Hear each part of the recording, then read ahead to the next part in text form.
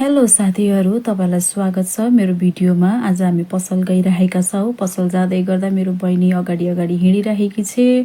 अनि यो चाहिँ मैले पढेको कलेज हो। त्यस पछाडि हामी चाहिँ पसलतर्फ आइपुग्न लागिसकेका छौँ। मेरो बहिनी चाहिँ स्टाइलमा ढोका खोलिरहेकी छिन्। मेरो छोरी टेबलमा बसेर मालकिनको हक जताइरहेकी छिन्। अनि त्यस पछाडि मेरो बहिनीले बडाल कुडाल गरेकी छे। म नानीसँग हाँसखेल गर्दै बसेकी छु।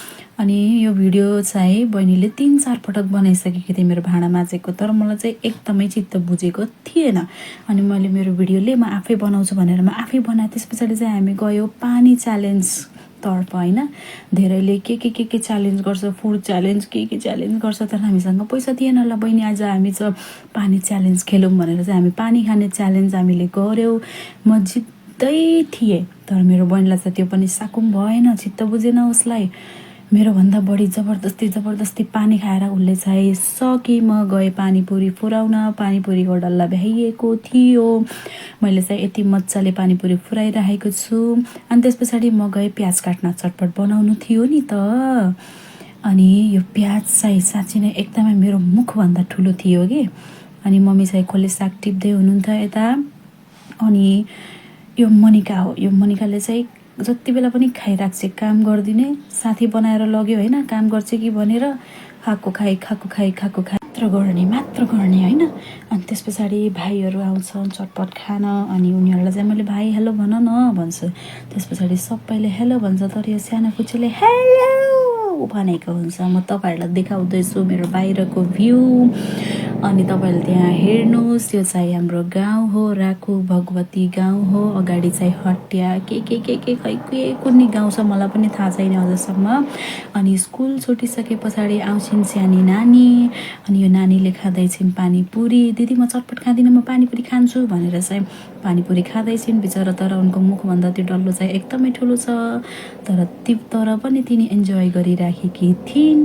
त्यस पछाडि हामी लाग्यौँ खाजा खानातर्फ। अनि के हुँदैछ, मेरो छोरीले यहाँ पानीपुरीको डल्लो समातेर खाइरहेकी छिन्। उनी रमाइरहेकी छिन् होइन।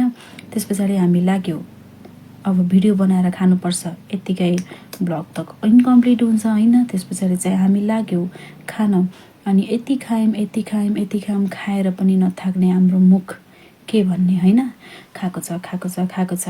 फ्रीको माल त अब जसले पनि खाइराख्छ, तर के गर्नु, त्यतिले पनि हाम्रो पेट अगाएन।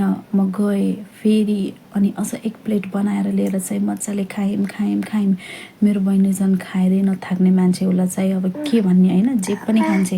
यस्तो खान्छेस् भन्दा पनि उस्तो खान्छेस् भन्दा पनि जेलाई पनि नाइ भन्ने नै होइन। त्यही भएर यो उता कतै तपाईँसँग छे भने चाहिँ यसलाई केही खान्छेस् कि भनेर चाहिँ नसोध्नु, किनकि यो घाटा लाउने मान्छे हो होइन। यसले घाटा बाहेक अरू केही लगाउन जान्दैन। त्यस पछाडि हामी थाकेनौँ, हामीले अझ पनि खायौँ। अनि हामीले चाहिँ चेस गर्न बिर्सेको थियौँ नि त। त्यस पछाडि हामीले दिदी चेस गर्नुपर्छ भनेर चाहिँ त्यो पनि भिडियो बनायौँ। अनि त्यस पछाडि यहाँ बाहिर यति मजाको हावाहुरी चाहिँ लागिरहेको थियो, यति मजाको चिसो पनि एकदमै थियो। त्यस पछाडि मेरो बाबा मम्मी मिलेर बारीमा काम गर्दै हुनुहुन्छ। बाबाले सिमीमा थाक्रा हाल्दै हुनुहुन्छ, मम्मीले चाहिँ प्याज कोड्दै हुनुहुन्छ। त्यस पछाडि फुपूको फोन आएको थियो। अनि मैले उहाँलाई चाहिँ थाहा छैन है, मैले चाहिँ स्क्रिन रेकर्डिङ गरेको थिएँ। त्यति बेला चाहिँ उहाँसँग मैले मजाको कुरा गरेँ।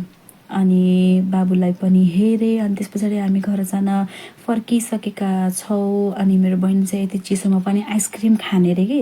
आइसक्रिम खान्छेस् भन्दा अरे नाइ पनि नभन्ने कि। हेर्नुहोस् न बा, यो चाहिँ अझ घर आउँदैको भ्यू। यो चाहिँ गलेश्वर बेनी बजारको भ्यू पनि देखिन्छ माथिबाट।